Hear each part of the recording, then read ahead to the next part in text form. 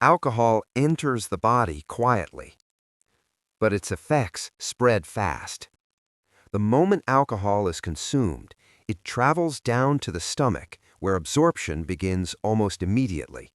Some of it passes directly into the bloodstream, while the rest moves into the intestines, entering the body even faster.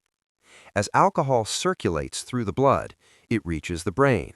Neural signals slow down, reactions change, judgment becomes impaired.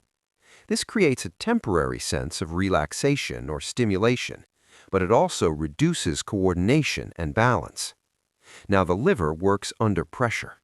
Its job is to break down alcohol and remove toxins, but excessive intake overloads liver cells, causing stress and long-term damage if repeated.